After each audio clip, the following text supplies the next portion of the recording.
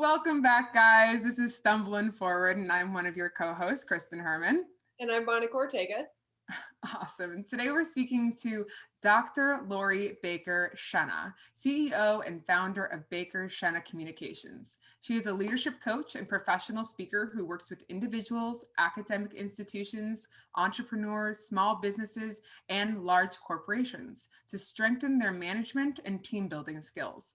Her goal is to help clients achieve high levels of excellence, productivity, and profitability by reclaiming passion and expertise in their industries. Thank you so much for being on the show, Lori. How are you today? I am so great. It's so wonderful to be on your show. Your audience is so lucky to have the both of you as hosts. They learn so much. It's so entertaining and so much fun. So I want to say hi to your audience, and they're lucky to have you guys. Oh, yeah. Thank you so much for saying that. That's awesome. I mean, no, of course not. So, well, tell us a little bit about yourself. Like, how'd you get everything started? Where'd you start from and where you are now? Well, it's so fun. I love the title of your podcast, Stumblin Forward, because my whole career has been stumbling forward. And if I had anything to change, I'd be more mindful, but maybe I wouldn't be where I am. I've had three separate careers. And one of the things I really stress to people is that you can have three separate careers. God willing, you're going to live a long time, and you're not going to be able to do the same thing you did right out of high school or college. So if you know that going in, you can really start planning what you want to do with your life. It's like a journey. So the first part of my life was I worked during my 20s, I had several jobs, and I realized at the end of when I was 29 that I couldn't work for anybody.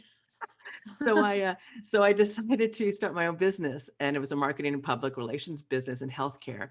And I just absolutely love being an entrepreneur. And that's actually still going. I still have a couple of clients in that industry. So that's been 33 years. And then when I was about 32, I got a call from the university where I attended. I had gotten my MBA and my BA there, and they needed an emergency hire for teach a class in news writing. I had never taught in my life, but I said, sure, why not? And I was so scared because you don't have to have any teaching experience to become a professor. You don't. So there I was. And I didn't know that. Wait a minute. I can be a professor. Yeah, Kristen, there's no credentialing program for professors. You're hired based on your experience, and maybe sometimes you're teaching, but as a part-time, first time, not so much. So that is why you have this wide spectrum in universities of professors who are super good at teaching and others not so much, because they really have never been trained how to teach. And that is a skill. And I took me a long time to learn how to do it well. I had to fake my first day. I was so scared and nervous. I was shaking. And fake it till you make it. That's what they say, right? Exactly. Exactly. I did that for years. So anyway, so I did that so I ran my own business, and it turned out to be a wonderful profession. So I was a university professor for 25 years, and I actually became a full-time professor because I loved it so much. I was doing that full time. And then when I was about 55, all of a sudden, surprise, I got hit by cancer, non-Hodgkin's lymphoma. And it really was a wake-up call for me that I've always wanted to be a motivational speaker and a leadership coach. I had gotten my doctorate in organizational leadership, and I thought, you know what? If not now, when? So I decided to take my third chapter, and I'm a professional speaker and a leadership coach, and I'm having the time of my life. It was a wonderful decision. And so that's where I am. And the thing is, I stumbled forward through all of that. I just continued to learn and grow, and didn't really have a path, but I knew that I had to have some kind of a path. That I knew. Where it was going, I didn't. So I'm just really happy with where I am today. And what I'd like to do is help other people find joy every day, stay in the positive. That's my whole theme. And really believe in yourself so that you too can move forward and live a really purposeful and fun and joyful life, because you can do that. I love that. I was doing some research, and I found out that the average person changes careers 7 to 8 times in their lifetime. And I wish they would have told us that in high school, so it wasn't so much pressure about like, what degree are you going to get? That's it for the rest of your life. Like, the odds of you actually staying in that are so small. And so it kind of, like you said, it takes the pressure off when you're like, you know what, this may shift into other things and let's just see where it goes. It's a little bit easier Yeah. to just go with the flow if you know that going in. So And I feel like that's something we're hearing more and more is that people are going into college and hopefully they'll figure it out quickly, but they'll be like, this isn't my jam, like this yeah, isn't what I want to do and I need to figure out, something else. And having that realization and having the courage to move to something else or do a different career after college, even if you went to college for something, I feel like that takes a lot of courage just to come to that conclusion and be like, okay, I'm moving forward to something else. It's tricky. well, Yeah. and So then it's good for start you. over at 55 as well. So what was that Exactly. like, going from, Yeah. more of a structure, still entrepreneur world, but like more of a structure into, all right, I'm just going to go for this thing. What was that like? Exactly. It isn't, a tenured professor, you can't get fired. I mean, we had a guy in our university that actually was like peeing on someone else's door and they didn't fire him. I mean, you just hard. What? Kristen, we found our career. You don't need an education. Okay, Pee I at got people's this. doors. All I need is some It's- experience and then tenure, and then I can Exactly. pee on And anything I tenure. want. Exactly. I mean, I was able to finally pee on something and I decided, and so I left it. And that took a lot of courage, but I didn't want to stay in the system. It's interesting. Sorry. Oh my God. I just spoke with a group of high school students, virtually, of course, because of COVID. And I really gave them a pep talk because they're all these high achievers who need AP classes and all this stuff, which there's another conversation I don't believe in. But the fact of the matter is that they're so worried about the college they're going to get into and what they're going to do. And at the end of the day, I had the experience of, I went to school to be a journalist. I was literally the top of my class, editor of the paper, everything. I was going strong. I was, Miss Bitchin, 22 years old. My first job is in a newspaper. 6 months into it, I realized I couldn't stand it. Oh no. And it was like you date someone, you marry them, and then like the honeymoon night, you realize it's not the right man or woman. Same issue. Again, I feel like it would just be like my heart and my stomach just sink, and I'd be like, Yes. And oh my gosh, but now what?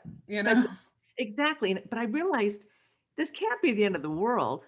And so I just started exploring things, and that's how I got into public relations and into healthcare. I just kind of fell into these things.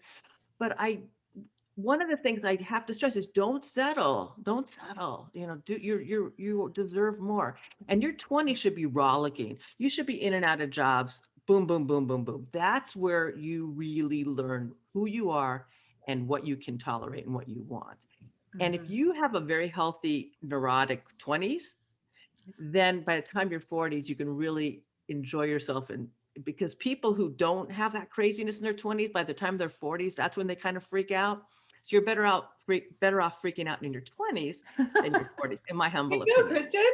Oh my God, I feel like you're talking to me right now because I it's like am. specifically because I'm just like I feel like in my 20s I had lots of jobs, but most of them I felt very loyal to my jobs. I felt like if I got a job, even at the smallest, restaurant or whatever, just one of those side jobs that you usually get, like I'm like, I can't quit. Like if I quit, They then went past the expiration date. yeah, like they need me and like I can't do it. And I just become extremely, scared to let it go. And it's still taking a long time for me to be like, it's just a job. It's just a transition. It's just a pivot, like I can do so many other things. And I love that you said like, when you get to your 40s, then it's like, okay, Yeah, 2 then years left to screw up. I still got 10 years, so I'm good, right?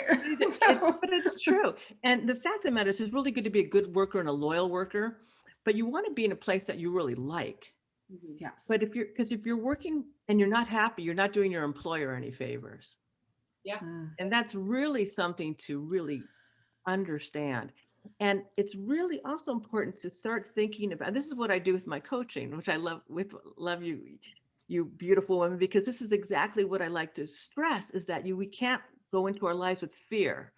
as people pleasers, I'm fear of letting people down. I'm afraid of what people are going to think.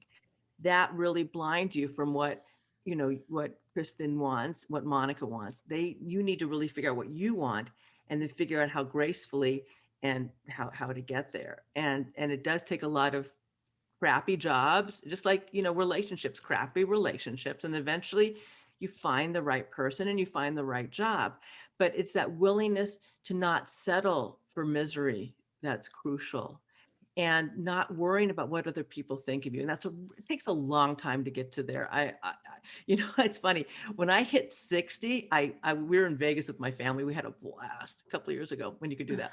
And I woke up just giddy, because at this point, I don't care what anybody thinks about, and I just don't care. It's really fun to live that way, because you really discover your true self. But if you can do that in your 20s, say, what's good for Kristen? What's good for Monica? What's good for me?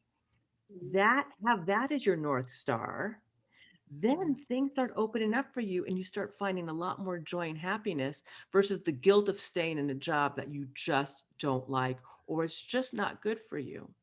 Yeah. My son, he's 26, and he was a journalism major, and he thought he was going to go into public relations. And his first 2 jobs, he just couldn't stand it. He was miserable. And he came up to me, and he spent 4 years going to school, studying the whole 9 yards, and he realized this is not. And in that time, public relations changed. It went from kind of writing to social media, which is not his cup of tea. So anyway, long story short, he ended up at Macy's for a couple of about a year and a half, just trying to find himself. Ends up at Enterprise Rental Car as a management trainee, and he's already been promoted, and he absolutely loves it. Loves it. That's He's great. 26 years old, and he is happy. So the moral of the story is, I'm glad he learned from mom, is that you can't live in a miserable life. And even if you've invested 4 years, that public relations training helps them in sales, which is, there's no waste. There's no waste in your life. There's no regrets.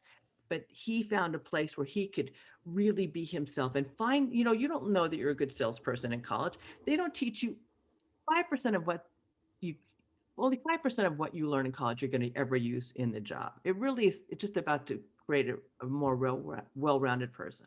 You say I'm passionate about this, but because I've taught. But if you can take those skills and make them into to own your life and embrace what you really want, that's the ticket. And he's like a living example of that. So and he's really happy. He's found joy, and that's what I really want your listeners to understand, is that you don't have to be miserable. You don't have to be stuck.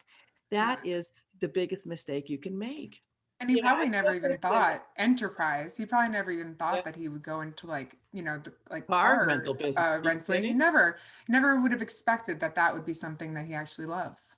Yeah, I tell Kristen all the time, comparing jobs to boys, because it's so funny. I feel like her and I are pretty good at well, this guy's bad, and then you move on. But jobs is something different, because we take it so seriously and we put so much pride into the work that we do, that you end up staying longer than you should, and you settle because you think, well, what if there isn't another one? But it's you can't do that in relationships. You shouldn't do it in jobs. So yeah, very absolutely. True. And I also believe that job interviews are like dating.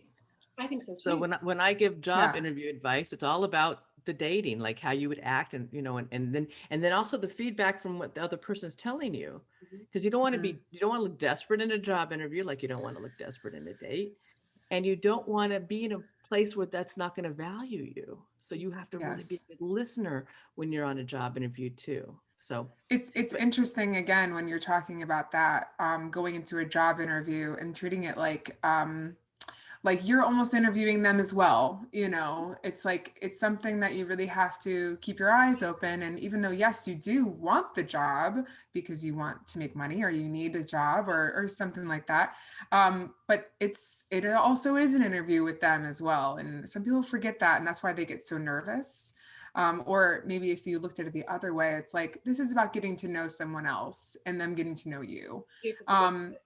Yeah, definitely. So with Baker-Schena Communications, when did is that the what you're using now, or does you use that as a base point for your public speaking? What is that exactly? Well, it's interesting. It started as my marketing business, Baker-Schena Communications, and ended up as now my public speaking and leadership thing, because everyone calls it, my friends, BS communications, and my my students used to call me Professor BS, and then when I became a doctor, it was Dr. BS. So my Twitter handle's Dr. BS. And I just joined Clubhouse and Dr. BS. I mean, it's this kind of thing that hangs with me. That's awesome. It's kind of my brand, but that's where I find me. But I also started a separate company called Lead Hership Consortium, and it is for women specifically, helping them, give them leadership skills. Because what I have found is that people get promoted based on what they know. So you're working a job, oh, they're really good, let's promote that person. Yet they don't give them leadership skills. All of a sudden, Mm. they're leading people, they're managers, and they're managing people who have no idea how to lead a team. They have no idea how to do conflict management. They have no idea how to communicate, how to motivate. So my goal is, since women finally have a place at the table, we need to stay at the table. And that requires some really strong leadership skills. So that's kind of like my Totally, heart. totally agree. Yeah, because honestly, like being great at your job is obviously half the battle. That's awesome. But being able to communicate with others as a leader, being able to um, delegate, as well as being nice about it. You don't have to be like, mean or whatever. But I think that that's such an important, like, half of the battle, is to be able to be a good leader and not just a boss. I think there's like the difference, boss Yeah, and leader. that is the most Yeah. profound thing ever. Yes. Yeah. Yes, yes, yes. What would you Mhm. say were some of the mistakes that you made when you started your communications business? Undercharging, because Mm. I didn't think I deserved what I should be getting. So I did of course, a lot of the times when you first start out, you take anything that walks in. So I was doing, this is 1987, I was doing software marketing, and I had no idea what a computer was, right? So that was, silly, but you have to do what you have to do. And then I ended up in healthcare, but not charging enough, I think, from the get-go. Now I'm very confident in what I charge, but that was very difficult as a young woman starting out. Uh, Mm. the fear of not having enough business is another mistake people make, because you will have enough business and you will be able to eat. So don't just take anything that comes along. At the beginning, the first couple of years, yes, but then it's really important to start being picky, and don't be afraid to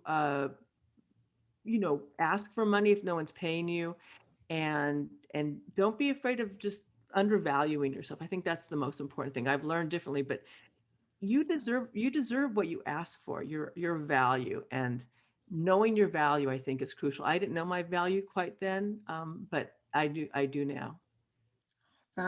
What are some of the successes you feel like you've had with your businesses and entrepreneurship? Well, I love medical writing, and I've interviewed thousands of doctors over the course of my career. And so a lot of the websites you read and a lot of the things that you've read over the course of years, I've written, which I'm very proud of. And I've gotten a lot of medical knowledge on top of it. And it's just a wonderful. Medical public relations and marketing is great. First of all, you never run out of business. And second of all, you learn so much. And third, you really help patients. And so that's just been great. I love this past, and of course, my teaching career.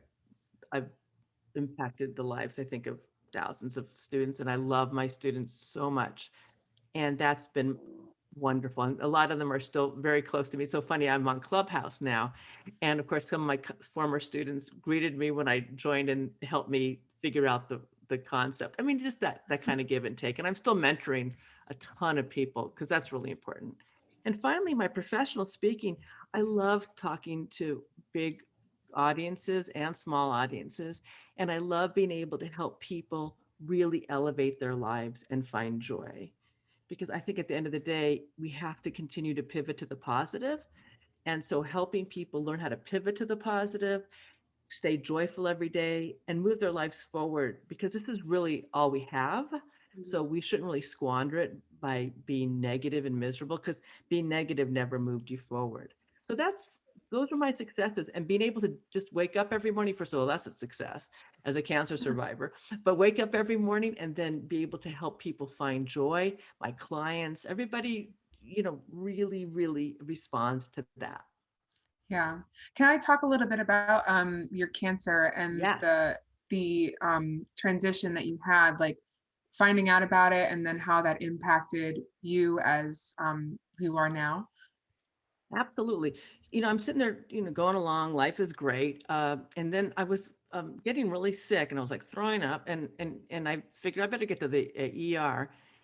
And long story short, they said, well, they took a CT and they saw something in there and they thought, okay, let's take a look and see what that is. No one ever thought that it would be cancer, but it turned out that there was a, a, a blockage in my small bowel and they took it out and it was a big cancer tumor. Oh, And so the thing that was interesting about that experience was, first of all, it was annoying because it was right at the end of the semester. And I'm really devoted to my students. And you know how like some of your greatest participation, right? You know what I'm saying? Like you have a participant. So I wanted to be sure that I was able to at least get those grades out because I didn't want oh my yeah. students to get screwed by someone who didn't know that they participated. Anyway, that's another Yeah. sideline. But so I heard the doctor comes in and says, you've got cancer and we don't know what kind. And as a medical writer, I knew that when you get a stomach tumor, it's either super deadly, you're done in 3 weeks, or it's treatable. And obviously, since I'm still talking to you, we know the outcome of the mystery. But we didn't know at the time. So there was 2 days there, 2 days where I didn't know how long I had to live. Hmm. So after crying for a couple hours, I got bored. And I thought, let me think about what's positive about this. And I realized that if I have 3 weeks, it's a gift because a lot of people don't have, when they die, they just get hit by a car or something horrible or violence, and they don't have any time to think. But if I have 3 weeks to really close out my life, that's a gift. And there are people I want to reach out to and tell them how much I love them, and people I want to reach out to and tell them what I think of them. I mean, it'll be just great opportunities that it's just things that I really It's want to like, do. oh my God, like a bunch of phone calls where you're just like, I have to Exactly. I tell mean, you the truth. I Like, mean, And then and and then no, you get the diagnosis that you're going to live yeah, longer. you're like, oh yeah, sorry about that. It's like, exactly. you're That's why fine. I had to wait the 2 days. But I really felt that, and then I really put that into a thought that I called the solution shift, because no matter what is, if you wake up every morning, crap's going to happen, whether it's a cancer diagnosis or a lousy client or a lousy customer. That something bad's going to happen every day. So the question is, how are you going to approach it? Are you going to be a victim? Everything's wrong, or why me? Or empowered? And so I said, you know what? I want to move from being problem focused to solution oriented. So I call that the solution shift, where instead of living in the problem, you figure out what the solution is. So for me, instead of living in the whole cancer problem, I figured out, you know what? If I only have 3 weeks to live, it's going to be the best 3 weeks of my life. I'm not going to squander that 3 weeks feeling like a victim. And that was so empowering, that thought. And then, of course, it was non-Hodgkin's lymphoma. I got treatment, and then I started my third career. So it was really tremendously powerful. But that whole concept of knowing what you can control, knowing what you can't, and making that decision to live in the solution, that was really a learning experience for me. Wow, So that's good. amazing. Oh, all right. Yeah. So where do you see all of this third chapter going? What do you want your business to turn into? All of that good stuff. Well, I'd love to continue reaching as many people as possible. Of course, I have a book that needs to be written, and I'm a writer, but it's almost done. But it's like almost done.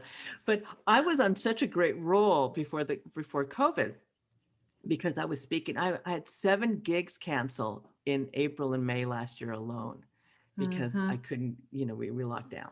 So then I became a Events and all virtual that. speaker. And that virtual speaker is like talking to yourself for 45 minutes and and talking and talking and talking and getting your Q&A on the chats and saying goodbye, having no clue how you've impacted anybody. But Because you it is, don't feel it, they're not there. So it's like you're like, how are you doing? it's all by Like you yourself. want to be able to talk to them, but yeah. But this for me is wonderful. I'm talking to you. I mean, I'm getting Yeah. feedback. You're laughing. But I'm grateful again. That gratitude, that feeling of gratefulness, that feeling, the solution. We're going to do this. So what I'd like to see is more, in-person audiences getting that rolling again once we all get out of this. upping my training. I like to get into some more companies that I can train employees on how to work happy and work well and raise a culture of positivity in companies. I love doing that. And I'm coaching people, leaders who need that extra help, that extra feelings of how do I show up in the world. So those are the things that I want to do. And I'm very That's excited. awesome. I did well, with the COVID thing, and I think we have a lot of hope going forward. So Yeah. it's gonna be a good year. Do you know your book title yet, or are you still working on that? Yes, it's the solution shift, shifting from this is the solution shift, shifting from negativity to positivity, something like that. But it's a solution shift. It's going to be Nice. 30 days of transformation. That's it. Because what I'm going to do is I've written a ton of blogs. So I'm putting the blogs in. It's like a 30-day planner where every day for 30 days, you learn how to shift. You do that mind shift to the positive. Nice. So it's going to be a workbook and everything. So it's 3/4 done. And you think in the COVID, I would have done it. No, it's coming there. I feel like you stayed pretty busy during COVID from what I hear. So that's awesome. Very cool. So where can everybody find you? And what I know that you have the Twitter handle, and you said that it was Dr. BS for most of that. Is it the same for Instagram? Well, actually, it is. My Instagram is pathetic. So the best place to find me, LinkedIn, I'm hot on. So you can find me There on you LinkedIn. go. But Instagram, I kind of missed that boat, which is okay. It's still there. And You can I'm on hop back Clubhouse. on. Find me on Clubhouse. How do you There you like go. that? Clubhouse is fantastic, especially if you're a speaker and a writer and all that. Yeah, Clubhouse is really great. And it's fun. You wouldn't believe the rooms I've stumbled in on. They've been hilarious. But anyway, You should start a room, honestly. Yeah, you should definitely do that that's too. on my list of things to do. I really do want to do that. Yeah. And then of course, my website's the best place to send me a message, LoriBaker-Schena.com. Awesome. Very cool. We're going to link all of that below. If you ever want to co-mod a room on Clubhouse, I'm all over it. But yeah, absolutely. We're going to link all your stuff so that people can find you and keep learning from you and find out when your book's out and all of that good stuff. But this has been amazing. I'm like fired up with energy from you. You're such a good spirit. And thank you so much for coming on the show. We really, really appreciate it. So It's been all my pleasure. Thank you so much. Oh, good. For everybody listening, please be sure to leave us a review, 5 stars, all that good stuff. This video is going to be up on YouTube a little bit later. So I'm one of your hosts, Monica Ortega. And I'm Kristen Herman. And we will see you guys next time. Thank you so much, Lori. Take care.